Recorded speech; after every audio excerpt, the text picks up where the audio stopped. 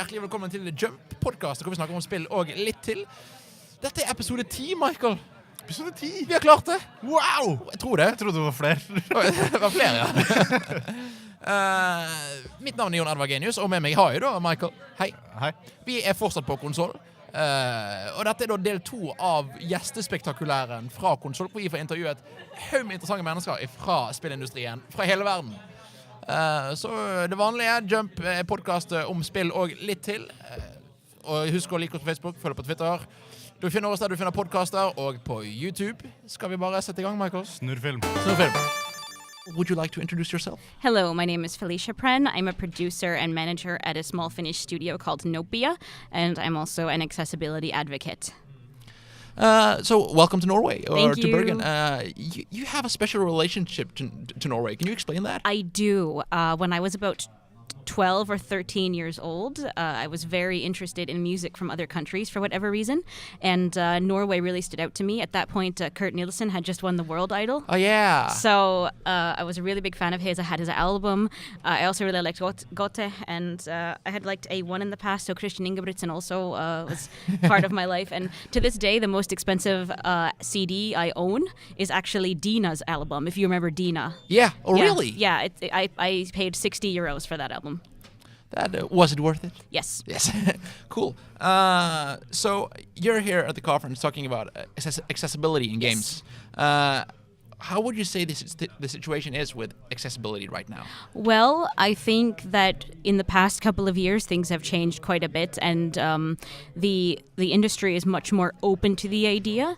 I think in the past, devs weren't afraid of accessibility, but they just didn't see it as a priority, maybe. And I think now, because of a couple of larger companies like Microsoft really kind of embracing it as a thing, more smaller studios are also catching on to the importance. And I think people are starting to wake up to the idea and truly embrace the idea that games should be inclusive for everyone, and that it shouldn't just be, only people with certain abilities can play games, but rather everyone should be able to play games. Yeah. Are there any big games or big publishers today that seem to be against the not against the idea, but that doesn't listen to the market? I don't think that anyone is inherently against the idea. Yeah. At least I don't want to believe that. Yeah. I think actually the biggest group of people against the idea, if we can use that word, would be some of the players. Oh, really? Especially younger players, believe it or not. I think a lot of younger players, especially younger men, feel that accessibility is just another tool being used by a certain group of people to ruin games for them. Oh. They feel attacked by it. I've followed these conversations quite a bit online just because I like to be aware of what the other side, if you will, is saying.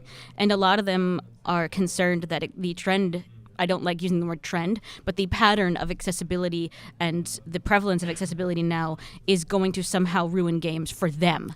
And that's not true, and it's not a valid fear, but it's something that quite a lot of players believe. Yeah. So for those of us who doesn't know, what are some examples of how games are getting made more accessible for what word is the best use for people with disabilities? Basically, people with disabilities. Yeah, okay. I think disability isn't always the right word, but for simplicity's sake, let's use disability. Yeah. Well, some things are quite simple, like having colorblind mode. If you're colorblind, in the game world, you are disabled in some ways because some games are just unplayable for you. Yeah. Subtitles are an accessibility feature also, and we don't even think of it that way anymore. We just subtitles are such a natural part of films and TV and games that we don't think of them as an accessibility feature, but they are. Descriptive narration, so someone actually reading aloud what is happening on the screen in the action sequences so blind players can follow along. Xbox now has the controller that can be played with one hand. So it's made gaming life for people with limited hand movement and limited mobility, so much more open now. It's made it possible for them to play many games that they weren't able to be played before. A lot of games, like the new Spider-Man, for example, the new Spider-Man game, you're able to skip puzzles and kind of do things in a way that's more focused on just getting forward rather than forcing people to do little mini things that they might not be physically or mentally able to do. So it's about taking games that already exist and or considering games in the future and just adding optional things. It's not about creating entire games around blind people. Of course, there are or deaf people. There are entire games that are audio based. I've played a couple. But it's about just taking the same game that everyone else is playing it and adding in certain options, not forcing it on anybody, but adding in certain options that allows for that game to be played by other people with differing ability. Because that way, I mean, let's face it, games have become about as big of a part as our culture as film. Yeah. Or TV. And when I was a kid, if there was a new movie out, like a new Disney movie, and you went to school on Monday and you hadn't seen that Disney movie, you were totally left out of the conversation. Everybody at school is talking about the new Disney movie or the new Nickelodeon show or whatever. And if you can't be a part of that, then you're not part of that conversation. You have nothing to add. You feel totally left out. So that's what it is like now for people who aren't able to play games, because games have become such a part of our culture that if you can't play Fortnite, you feel like an outsider because everyone else is playing Fortnite. And especially for young people, that can start them down a very sort of a very long, sad path of isolation and depression. So I think it's important that developers and also players understand that games are not what they were 20 years ago. It's not this thing that only some of us do sometimes for fun, or some people do a lot all the time and then no one does it all. It's become a thing that even people who traditionally in the past we would assume don't play games now play games. So we have to think of it from that perspective. Yeah. What do you think is the next thing that has to happen for accessibility in games going forward? That's a good question. I think that one of the most important things is probably having resources available for smaller studios, because oftentimes smaller studios and indie studios, they work on such a limited budget that they are afraid of anything extra. And a lot of them see accessibility as extra when it shouldn't be. It's not. It should be thought of in the very beginning of the project, actually, and be just an integral part. And some things like colorblind mode are just, it's 2 minutes of work. But I think that there has to be more resources made available and more outreach on behalf of disabled people. A lot of the work has kind of fallen on our shoulders. We do have some non-disabled allies out there, like a guy called Ian Hamilton, who is a very known, prevalent accessibility advocate and isn't disabled at all. Yeah. But I think there has to just be more outreach and more education. Another group that's not famous, but that's known, it's Able Gamers. Yeah. They're great. Steve Gaynor from that group, and I'm going to talk about you for a little bit, but just if people want to support this cause, where can they go? What's the best way to support or to help? To help, I would say, is anytime you see a discussion that perpetuates myths about disability and accessibility features, such as it's a niche, or it's ruining games, or it's expensive. Anytime you see that kind of discussion popping up, just be educated and don't be mean, but sort of say that, hey, that's actually a myth and that's not actually true. Educate yourself, take part in discussions, and give praise when praise is due. If a studio puts a lot of effort into creating accessibility features, definitely retweet about it, definitely post about it, definitely make an effort to acknowledge the good that they've done, because that bit of positive reinforcement can actually go quite a long way.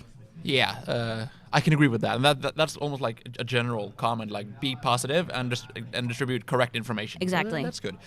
So about you. Yes. I was just reading a bit about you. You're so many different things. I'm everything. You're a voice actor? Yes. You're a DJ? Yes. You're a blogger? Yes. What are you not? I can't drive. Okay. And I am not... Oh, God, what am I? What am I not? That sounds so arrogant, but it's true. Like, I can't... Just before we started recording, you thought, oh, I also have a radio show. And I was like, oh, you do that. Yeah. I've always been the kind of person that I feel like if I want to do something, I can just do it. It takes a while to learn it, of course, and I've got the disadvantage that I can't see, so it takes extra time and effort to learn stuff. But I've always been of the mindset that if I want to do something, I'm going to do it. It might take a while, but it'll get done. So everything I've ever wanted to do, like I wanted to learn how to cook, I did. I wanted to learn how to DJ, I did. I wanted to learn how to make music, I did. So I don't know. Yeah. I'm not. That's weird. I'm trying to think of actually what I could honestly say. I'm not.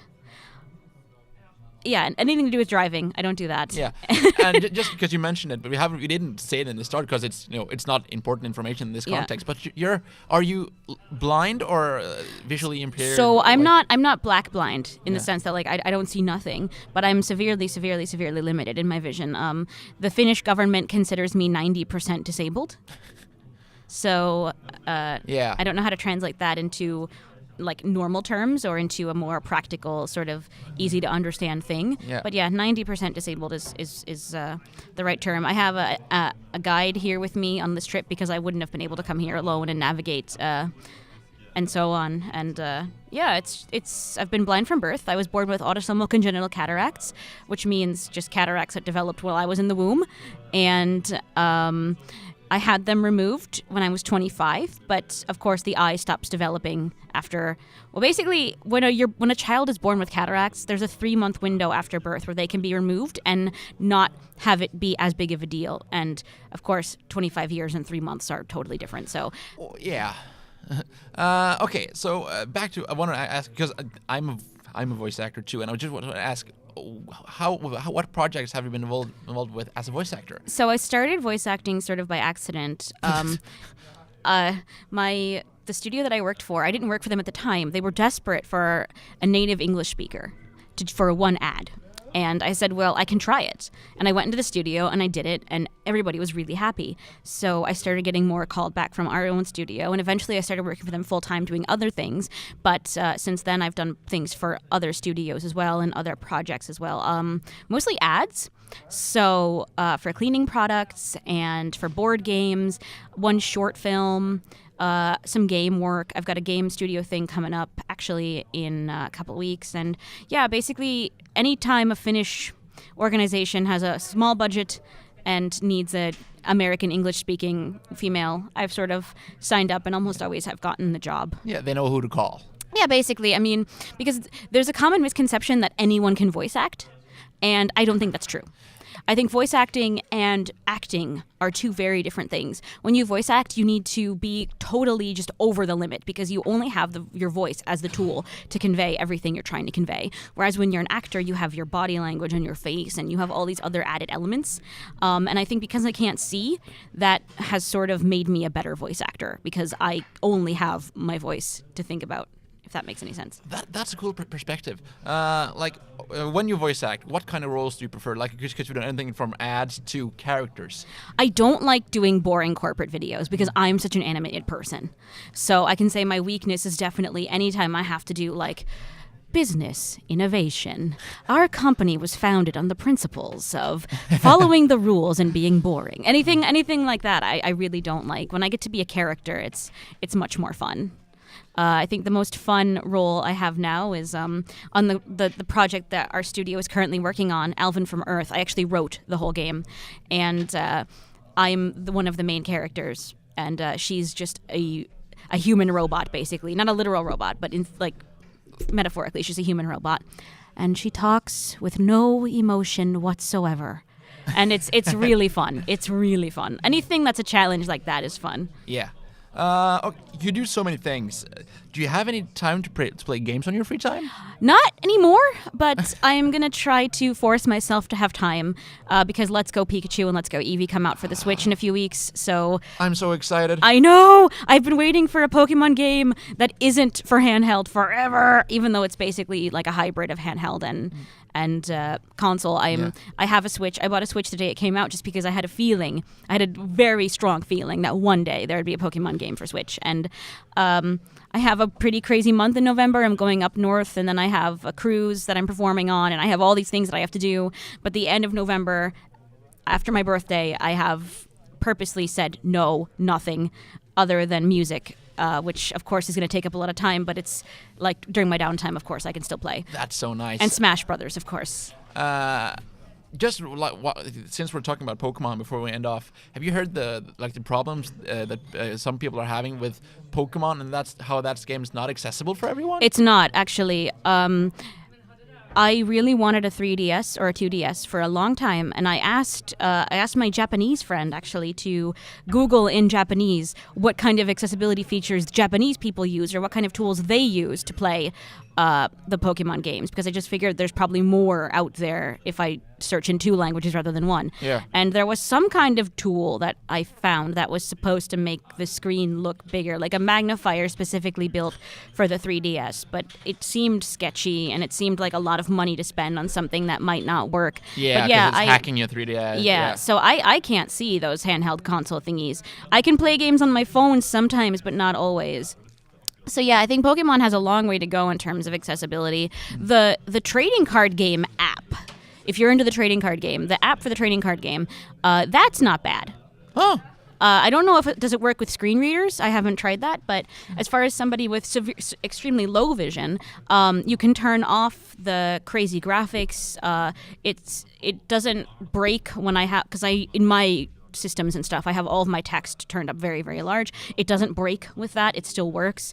For me, that's been a very easy game to play as a low vision person, but that's the trading card game. That's totally different than the console games. Yeah, and the thing is, because Nintendo is like one of the not the problems per se, but they're the one that's listening the least, I feel, from the big guys. Right.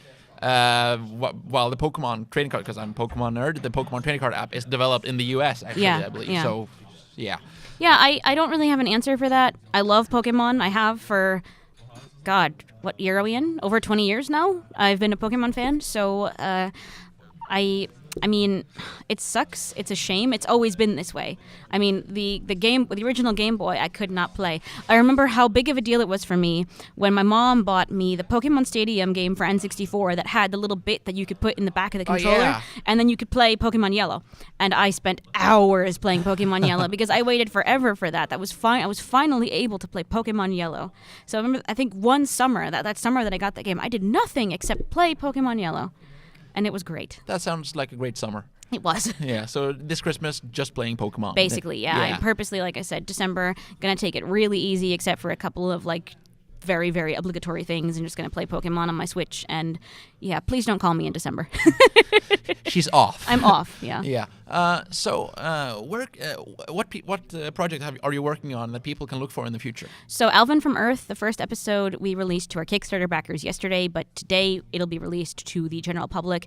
Alvin from Earth is an interactive, community-driven series. So it has game elements. It's based completely on retro, adventure games like Monkey Island and all those classic kind of point-and-click guys. And the difference here is that the community can influence what happens. The community can decide how characters interact, and then based on what the community votes, we then make the next episode completely using what they decide. That sounds awesome. Where is this coming out? On YouTube and on our Facebook. If you just look up Alvin from Earth, alvinfromEarth.com, you can see everything there. And follow Nopia also on Facebook, Nopia OY. You can find it all there as well. Yes, and if they want to follow you specifically and listen to what you're doing, your radio show, your everything. I would say Instagram is probably the best way. I want to be better at Twitter, but I have no idea what I'm doing. Actually, funny story, I didn't even have Twitter on my phone. And then I gave a speech at Pocket Gamers Connect in Helsinki back in September. And a month later, I opened my Twitter, and there's like a bajillion mentions that like, oh, your lecture was so good. And I just felt so rude because like all these people were tweeting at me, and I was like, oh no, like... So then I had to make a tweet, and I was like, sorry, guys, I just don't know how to do this. But yeah, Instagram at Prehn. You can check me out there. And I guess Facebook also is fine. I might not like that because it's more like personal, but Instagram definitely. Yeah, cool. Thank you very much for stopping by. Thank you so much. Bye. Velkommen tilbake. Velkommen tilbake til Jømp. Det var noen i bakgrunnen som sa noe veldig gøy og veldig høyt, så da jeg lo. Jeg ville sagt at det var over 9000 decibel i høyde. Dette er Jan. Hei. Jan Christian Heigl. Heigl blir litt feil. Jeg er tysk, men Heigl blir litt feil. Men jeg tror vi holder oss vekk fra den delen.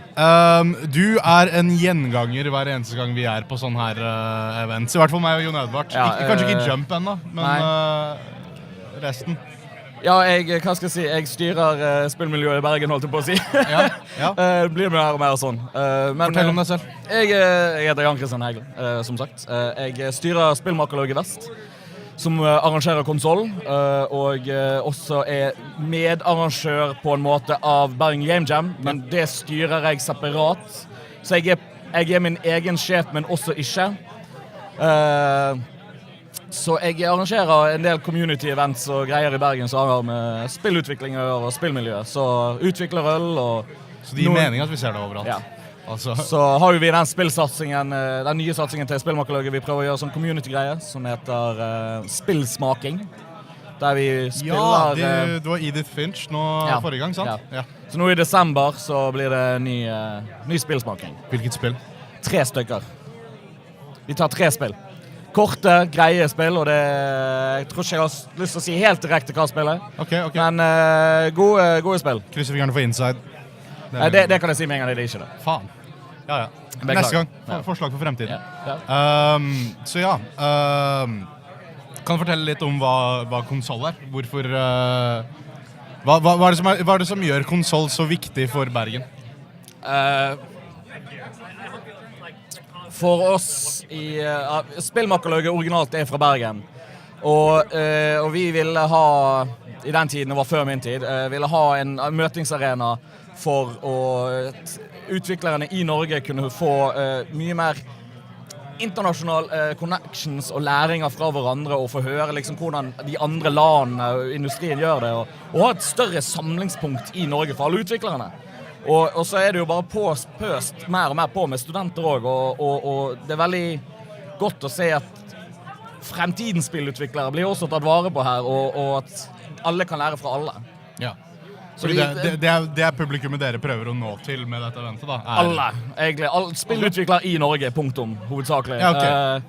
Fordi som en som ikke er spillutvikler, så setter jeg fortsatt enormt stor pris på dette eventet. Det er kanskje...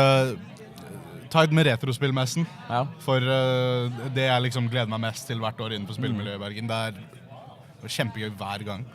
Men hva har du spilt i det siste? Spilt mye World of Warcraft i det siste.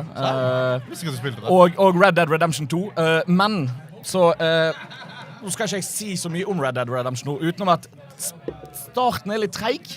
Og når du kommer trøtt hjem fra jobb, og det første du gjør er å installere dette spillet, og det tar jo faen med 80 år. Og så sitter du og spiller. Så sovnet jeg i sofaen, med kontrollen i hånden, og gikk rett fremover og våknet over at jeg ble skutt på. Og da var det sånn, ok, jeg må gjøre noe annet. Jeg reiser meg, setter meg på datamaskinen, skal spille litt World of Warcraft, bare for å gjøre litt annet. Bare våkne litt, liksom, sant? Endte opp å spille til 2 på natten, og det er sånn der... Da gikk det fint når du var våken. Liksom, da går jeg og legger meg, da spiller ikke vi mer Red Dead Redemption 2. Det var min første dag med Red Dead. Red Dead med meg, jeg kjøpte det jo på midnlandslanseringen på Platekompani her i sentrum. 12. mann i køen. 12. mann i køen, 2 unna å få en gratis t-skjorte. Veldig kjipt. Alltid. Kjøpte det, kom meg hjem, plugget det inn. 2 timer med installering på første disk. Spill i 2018 med 2 disker. Hva skjer? Nei, alle disker har et kapasitet, sant? Blu-ray er bare sånn, og du kan bare dobbeltlayere så mange ganger. Det er derfor dette er dobbeltlayer. Ja, men det er så... Oi, jeg bare wow. Og så installerte jeg da den første disken. Gikk og la meg, fordi midnattslansering, ikke sant? Ja. Dro på jobb. Nei, før jeg dro på jobb, så satte jeg på andre disk. Jeg skal akkurat til å spørre, jeg håper du husket andre disk. Ja, jeg husket andre disk, dro på jobb, kom hjem igjen, spilte, og jeg bare... Det er trekt. Nei, så det tok litt tid, men... Det er bra spill, men det er litt for realistisk, kanskje? Kanskje. Det er det et spørsmål som er lov å stille? Det må jo det. Alle spill burde bli stille et spørsmål på. I hvert fall når... Nå er jo det litt så motsigende ting her og der når det gjelder hvor mye crunch det var og hvor mange timer folk jobbet og sånn. Jeg skal ikke si noe på det, men... Snakket så vidt om det med han Jake som var med på å lage Cuphead, og han sa det skjer jo med de fleste spill, men det er bra det blir endelig på en måte skint et lyst på som noe rart. Ja, for det er jo akkurat det, sant? Altså, hvor viktig er det å ha en unik animasjon til alle de forskjellige skapene du åpner? Er det nødvendig? Nei. Men Rockstar bare, jo. To stykker kommer til å merke det. Ja. Eller det kommer til å se bra ut I en overskrift, og ingen kommer til å bry seg om det I spillet. Nei, akkurat. Og da det litt sånn, bruk tiden, utvikling av spill jævlig mye arbeid, så bruk verdifull. Altså, de har råd til det, så de kan gi faen. Ja, altså de kan gjøre akkurat hva de vil. De kunne gitt ut et bordtennisspill, og folk bryr seg som de gjorde, ikke sant? Så ja. Så ja, det er det du spiller for tida. Ja, så lastet jeg ned her på konsollen nettopp, den der Self-Care. Den appen til Bree Code, hun som startet dag 2 I dag. Jeg var på jobb da også. Ja, nei, så det jo en app der du skal på en måte få... Det er ikke et spill, og det er ikke helt krevende. Det mer sånn, hvis du har anxiety, eller du føler deg veldig stresset, så skal det være veldig mye mer calm enn en sånn jævla meditasjonsapp. Det mer et meditasjonsspill, men du føler ikke... Altså, du bare blir rolig avslappet utifra det jeg har forstått det. Hva var det du sa den het? Self-care. Hashtag self-care tror jeg det bare het, faktisk. Skriver det ned. Så... Og det gratis på... I hvert fall på Android og iOS, så det full fart, det der. Eller kanskje ikke full fart, da stresser du. Kanskje rolig fart. Ta det heller en rolig fart. Gå og kjøp. Gå og last ned. Gå og last ned. Og hvis du føler deg avslappet, gi henne en god review. Ja. For det hjelper hun veldig mye. Ja. Men ok, så hva er det neste store eventet for Bergens spillmiljø? Vi ser, nå vi I november. Det blir vel bare en Game Jam I januar. Kult, der skal jeg. Jeg skal være med å lage et spill. Kan ingenting. Nei, men det vet du hva, jeg har ikke kunnet noe på 5 år. Nei, da skal vi lage et spill. Ja, ikke meg og deg, for det går ikke. Nei, det bare tuller. Vi kan selvfølgelig lage spill. Brettspill jo alltid veldig bra for folk som kanskje ikke har lyst til å kode eller noe sånt, eller andre ting. Så det fungerer veldig bra. Ha Game Maker. Ja, da du godt I gang. Kan leve på det. Da du godt I gang. Ja, men kult. Ja. Tusen takk for at du ville komme på. Jo, selvfølgelig. Hvor kan folk nå det? Folk kan nå meg på Twitter på Confusus90. Det høres riktig ut. Ja. Jeg sitter og irriterer meg. Det en person som har Confusus, og den personen har faen ikke tweetet på sånn 10 år. Det det verste. Eller noe sånt. Og det sånn, kanskje du bare svarer på meldingen min om at jeg kan få det navnet som mitt? Min tag Milky. Følg Milky. Jeg må sette den underscoren etter, fordi det en eller annen jævel som ikke bruker den, som har Milky. Utenom det, lik spillmakerlaget og Bergen Game Jam, så jeg veldig fornøyd, egentlig. Kult. Vi ses sikkert igjen på en fremtidig episode. Så, det alltid lov å håpe. Jeg alltid med. Så lenge alt fint. So we're here with our next guest from Konsoll. Would you like to introduce yourself to the audience? Yes, my name's Gary Napper. I'm a game director at Supermassive Games in Guildford in the UK, and it's a pleasure to be here on Jump. Thank you very, very much. So you're at Supermassive now, but I want to talk to you about your past. First, let's be nice. How's Norway been treating you? Norway is rainy and it's grey and it's just like the UK, so I feel kind of at home. Yeah, you're but you know what? The thing you guys do incredible here is the air. The air is so crisp and clean. It's just like... it's wonderful. It's refreshing. It's one of the good things about Norway. Yeah. So I want to talk with you because you worked at EA for many years in many places in EA. Yeah, I did. Yeah. Do you want to just quickly go through some of the places where you've worked? Okay, so I originally started off in EA around sort of 2000. Yeah. And I actually started off in customer services on the telephones. Oh. Like answering questions about the games, about the Sims and Black and White and things like that.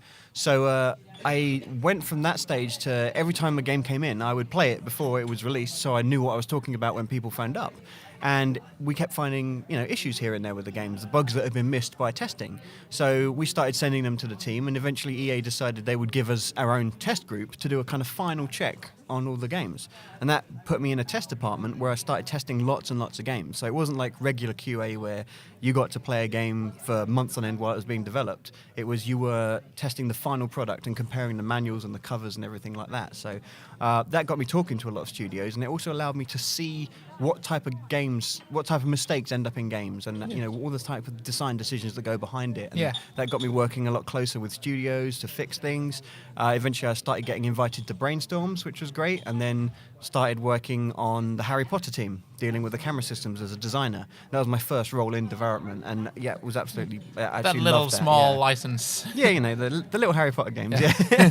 So I got to work directly on the Harry Potter franchise as a designer, and from then on, pretty much, I guess my career is down to just saying yes to trying stuff and doing my best to learn and help people out along the way. Yeah, I wanted to talk about the Harry Potter games because you had your talk yesterday and you mentioned Harry Potter and the Prisoner of Azkaban. That's correct, game, yeah. Which I loved as a kid. And the Harry Potter games are some of the games that people still look at fondly when compared to other licensed games. Yeah. How was it working on the Harry Potter game? Like that big a license? Like it was when those games and films were coming out, it was the biggest thing on the planet. How was that? It's kind of surreal, honestly, because when you think about, you've got a bunch of young developers.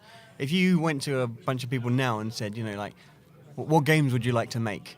Everyone would be, I want to make a Call of Duty, I want to make a Fortnite, I want to make a League of Legends, and everyone wants to make the exciting new things that they're playing. Nobody would really go, I want to make a Harry Potter game, or they'd say, I want to make a Disney franchise, or what's the big franchises out at the moment? Like Avengers, or Fortnite is the biggest of the biggest of the biggest. But if you think of say Hunger Games, right? Yeah, no one goes, I want to make a Hunger Games game. It's it's not that really. So you're working on a team with people who are like, we're making a game for families and kids, really. Yeah.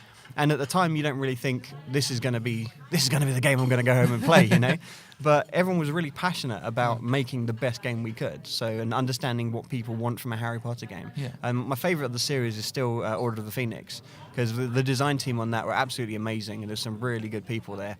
And all of us, a lot of us still are very close friends and still keep in contact, and no matter where we've ended up in the industry. And that game was one of the highest rating ones. It was the one that you could explore the whole of Hogwarts. And one of my favorite things was the film companies started using the map of Hogwarts we created for that game. Oh, really? Yeah, for future films. So wow. It was that was really good. It was cool. Yeah. So I'm guessing you didn't have much time to do these games, because they're based on movies and they're coming out. Or did you have a good development period? We had a fair amount, actually. It was a good year and a half, 2 years. And that's good for a licensed game. If you've got your design down and you know what you're after, and we had great communications with Warner Brothers and J.K. Rowling and stuff. So it was really cool to have that constant feedback and understand what they expect from the game, and allow us to do the thing we wanted to do with it as well. So yeah. After Harry Potter, what came next for you? Oh wow, I can't even remember. Oh no, I do remember. Yeah, that was a quick emotional journey there. I know. I have no idea. Oh wait, yes I do. Yeah. You can blame the jet. No, you can't blame the jet lag. I can't blame the jet lag. It's only 1 hour difference, and we just literally changed daylight savings. So yeah, I'm all over the place. So I guess the first thing I went on to after Harry Potter games was a series called Family Game Night. And it's funny because people say, you know for Alien Isolation and all these crazy games, but one of the games I'm most proud of is actually the Family Game Night series. Really? For what console? How long are we then? It was for Nintendo Wii and PlayStation 2, and it was a bunch of Hasbro board games like Connect 4 and Boggle and Scrabble. You have that one somewhere. Well, there you go. That was one of my first lead design roles. Oh. And the fun thing, the most moving thing for me was I got so many emails and letters from parents saying that game allowed them to connect with their kids again, because they could actually sit down and learn how this strange object of a controller works, and now they have regular video game nights with their kids, and it brought families together. And I'm like, damn, that's what it's about, making a long-term impact on people's lives. Yeah, and people gamers, let's call it, are that's shovelware or a licensed game. These are actually games that mean a lot to people, even if they're not the huge AAA franchises. Yep. I can tell you for a fact, when we were working on the Harry Potter games, nobody was like, these games are going to change people's lives. But, years later, I'm at an event at BAFTA, and someone would come up to me and say, you worked on Order of the Phoenix. And I was like, yeah, that game changed my life, and it's got me into making video games. And I was like, wow, it really did make a difference. So even yourself, you're like, you love those games. I've played the game much more than I've watched the movie, because it's a game and it's longer, so it's and it's a good game. Forward. You worked on the Burnout franchise, was that right? I did work on Burnout, yes. And my co-host Michael loves Burnout. What did you do on that franchise? So on Burnout Takedown on the Xbox 360, I did a lot of the camera systems and the replay stuff. And again, that was I think it was about the second or third game I worked on. I worked on a game called Black, which was a first-person shooter at Criterion as well. And I did, camera systems, and that was basically my domain. It was known that I could design camera systems, so I was thrown around a couple of studios to help them out. And on Burnout Paradise, I worked with a designer called Steve Watt, who designed all the multiplayer challenges. and we kind of implemented them and figured out. So when you were outside of a race or outside of a main mission, so to speak, there was stuff to do in the environment and stuff you could do with friends, like how many barrel rolls and how many signs you could break. And barrel roll. So, I'm sorry. Yeah, exactly. So you've worked on a very many, and now you're at Supermassive working with VR. Yeah. You've done a lot of different stuff. How has your experience? Has it like, okay, new game, I have to learn everything from scratch, or have your experience helped you do so many different projects? On every single project you work on, there's a huge amount of education to take place. Whether you're changing genre or changing platform, like knowing the abilities of a new platform or the restrictions of it in some cases, knowing the audience behind that platform.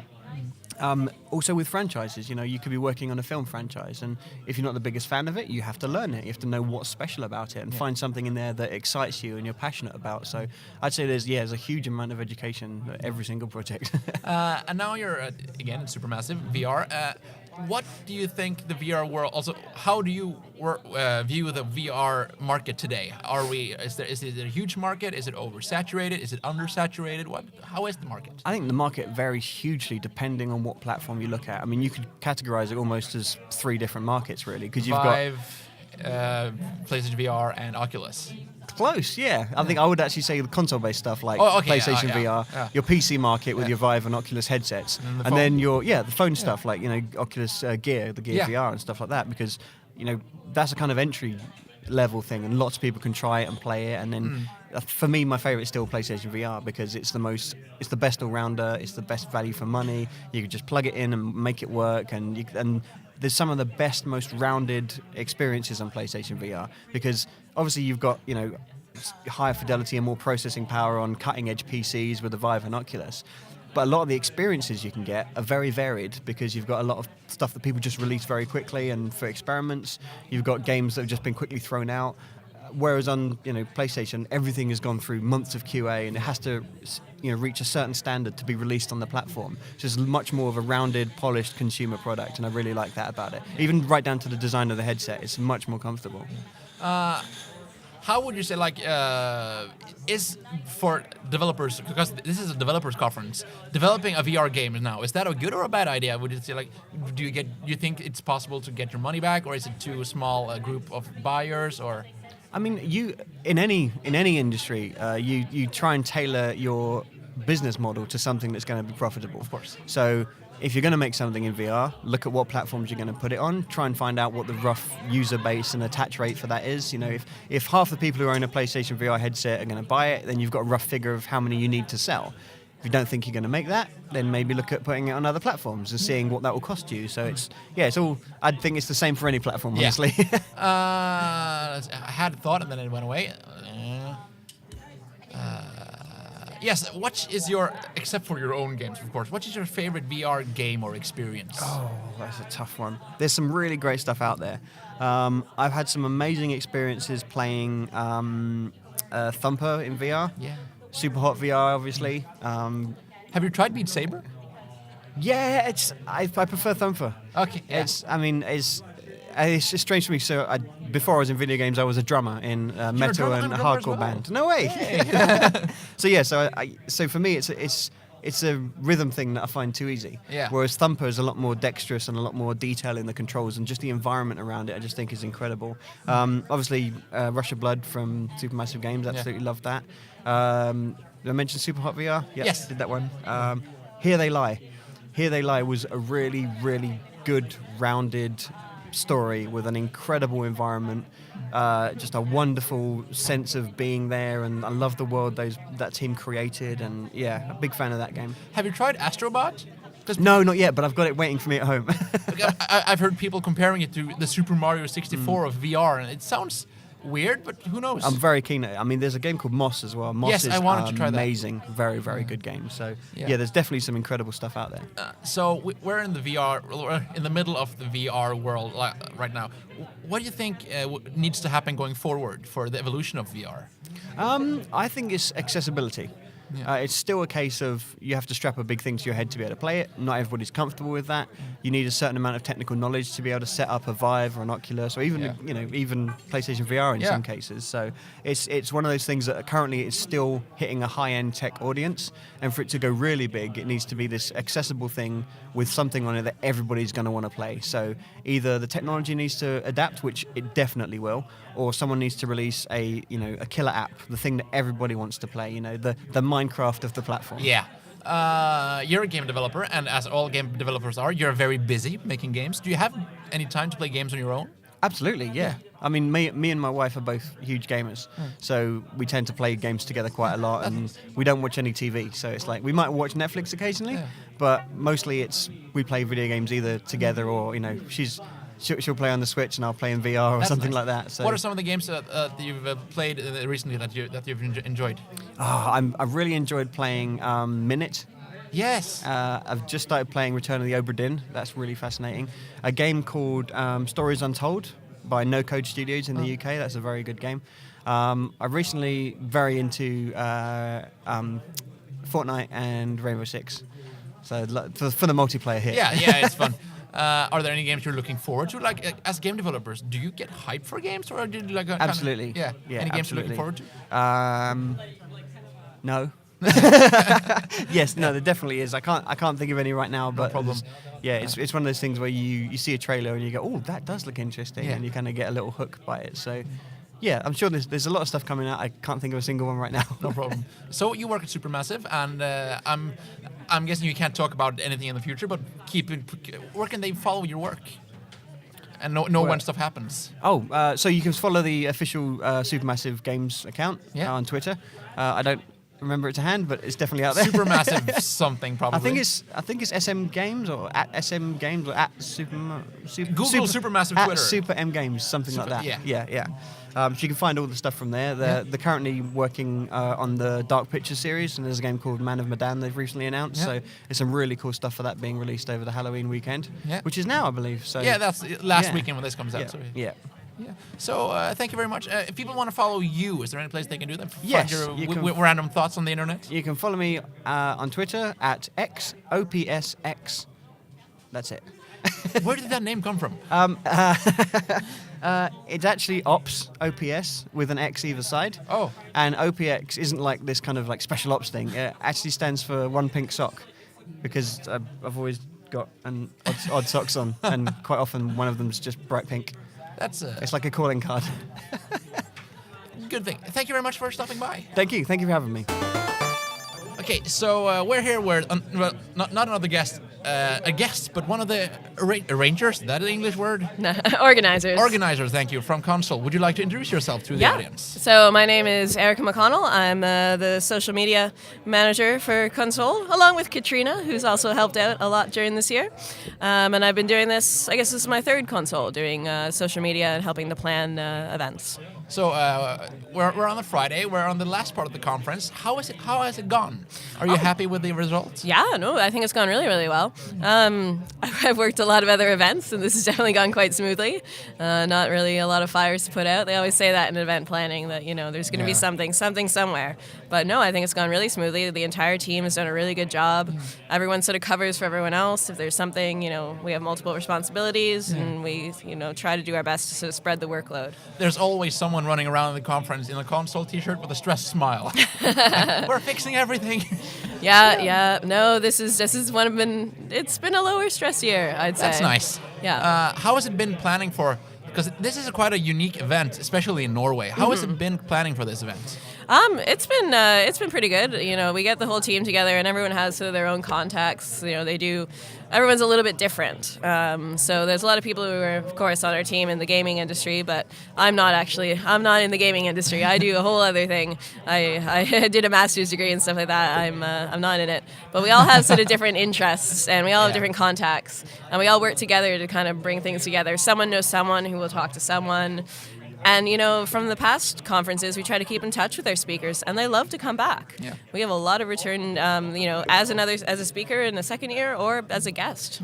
Yeah, we've had several speakers as guests on Jømp, and they've all been like this is really great. They were really positive to the conference. And do you notice that too? Are people especially positive to Konsoll? Or? Yeah, no, I think they are. I think it's the right size now. I mean, we sold out this year, which is fantastic. Woo! Woo! So I don't know. We're gonna have to put up more tickets next year, I guess. Try to keep growing. But I think it is a really good size. And it's small enough that you can meet all the speakers. You can just go up to you, see someone you like in the lobby. You can go up and say, hey, I loved your talk. I'm a really big fan of your work. Can you tell me about this? Like, they're very accessible. And we try, not to have very high barriers between the speakers and the attendees. It's trying to make it a learning experience. And I think it's very Norwegian in that sense. Yeah. There's not this sort of class difference. How do you pick the speakers? Is it like oh, if you're like everyone in the gaming industry, like everyone are like welcome, or do you have like specific plans for this kind of speaker? Well, we try to keep it mixed. We do have names that we have in mind that the organizers have in mind. I'm not going to reveal any of that. Mostly because I don't know.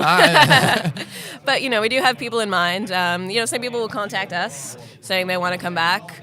Sometimes it's just, someone knows someone, as I said, and they've expressed interest in coming to Konsoll. So we, do it through networking. But we do try to keep it balanced. We try to not have too many artists or too many programmers or too many sound people. Yeah. We try to have a good representation, a good mix. Try to have men, women, minorities, everything, just to kind of make it, pretty diverse. Yeah. You're saying you've of course already started planning Konsoll 2019. Yeah. Tickets can be bought in a long while at konsoll.org, I'm guessing? Yeah. That's where you find all the information. Yeah, all at konsoll.org. Yeah. I haven't heard anything. It's the day after. Yeah. Or the Sunday, when everyone's done with the party. Yeah. Then we start thinking, okay. Next year. Yeah. What do you think needs, because Konsoll right now at this size is very good. What do you think is the next evolution of Konsoll? What needs to happen next, do you think? Or is it just we're happy with the way it is now? I think we're pretty happy with it. There are things that we've sort of discussed having, more sort of stands. We've got a couple stands around here today where people can, try out some games. And we've talked about doing a little bit more of that, bringing investors who could possibly set up a stand as well. And again, making sort of an area where there's more mingling between the talks. Expanding, I think we'll probably try to sell a couple more tickets next year, grow, gradually. Yeah. You don't want too much growth too fast. No. You can't handle it, but you don't want to remain stagnant at the same time. Yeah. I think that's best. For something a bit different, you said you were not in game development. No. But are you a gamer? Are you interested in games? I do. I was never encouraged to as a child. My parents felt that was not an appropriate activity for their child. I should be reading and other things. But I did play a little bit. I remember I had a Windows 3.1. So I used to play Lode Runner, which no one remembers. No one remembers Lode Runner. And the King's Quest series, another one by Sierra that I used to play when I was younger.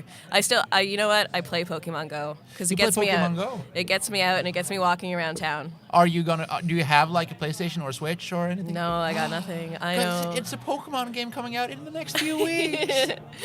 Yeah, but then I don't get to walk around town. That's true. It's the exercise. It's a motivation for exercise. Yeah. It's not really. It's kind of to catch them all, but it's mostly to walk around. It's fun. Yeah. I I also love Pokemon Go. So I want to say thank you very much for stopping by. Thank you for letting us come to Konsoll as press and bother your guests. No. That's what we're doing too. Yeah. So thank you very much and have a good day. Cheers, you too. Thank you for the interview. Det var veldig mange interessante gjester. Veldig. Jeg Utslett, jeg har snakket med så mange folk. Ja, det var men det har vært så mange smarte mennesker. Ja. Og nå har vi bare fått i 10 minutter og 10 kvarter, 20 minutter liksom. Og det er flere av disse vi faktisk har prøvd å få med på en lengre episode av Jømp etter hvert. Så hvordan har Konsoll vært for deg? Dette er jo andre konsoll for oss. Vi var jo der i fjor for hardcore. Men da var det noen korte intervjuer her og der, og bare være der for det meste. Og i år så har vi det var veldig kjekt å få lov å bli litt mer en del av miljøet, føler jeg. I år, jeg har vært et år lenger i spillindustrien med studentradioen og nå med Jømp, og jeg kjenner litt folk, og jeg tør å si hei. Det er gøy å se kjente fjes. Ja. Når du kommer tilbake igjen, et år senere med en haug med folk som bor på andre siden av kloden fra deg, liksom. Det er veldig kjekt, og vi møter masse mye hyggelige mennesker, og så jeg liker å være i sånn spillindustrimiljø. Selv om vi ikke lager spill i det hele tatt. Vi jo noen av de få som fordi vi presser, ikke fordi vi... For alle de andre her, dette ikke gamere først og fremst. Det jo gamere også, men det spillutviklere og spillutviklerelever. Ja. Som får høre fra noen av de beste i verden, og vi får lov å være med på det. Og det veldig stas. Og så kjenner vi de som arrangerer det, altså møter de som holder på å arrangere konsoll og forklemmer de liksom, og det var stemmer. Og når jeg går forbi Molly Maloney fra Telltales intervjuet i fjor, så var det sånn, hei, du jobber for Telltale, eller du jobber for Telltale. Ja, ikke sant? Ops, det skikkelig gøy. Så, nei, du da, Michael? Jeg har storkost meg. Jeg har dessverre ikke fått tid til å gå på alt for mange talks, men... Konsoll uansett alltid en inspirerende opplevelse når du får lov til å prate med folk og prate med folk du, som sagt, ikke har sett på et år. Ja. Og alle har en superinteressant historie. Høydepunktet for meg har vært den lydworkshopen. Ja, det var grådig. Det har jeg ikke snakket om engang. Nei. Vi var jo, jeg skal ta sånn kjapp historie til slutt, vi var jo på Alice O'Donnell, som var... tidligere på sendingen. Så var det den første gjesten vi hadde i forrige episode. Hun hadde da en voice-over-workshop, og jeg jo en stemmeskuespiller, så vi gikk på den, hvor da jeg ble tatt frem som en sånn frivillige, og hvor da Michael prøvde å gjøre meg ukomfortabel med bare si, gjør dette. Vi fikk lov til å bestemme hvilken karakter han var, og være stemmeregissøren hans da. Ja. Så jeg begynte å komme ut med ideer om at han skulle være, eller det var ikke jeg som kom med drag queen i den, men Så jeg ble en drag queen? Han ble en drag queen.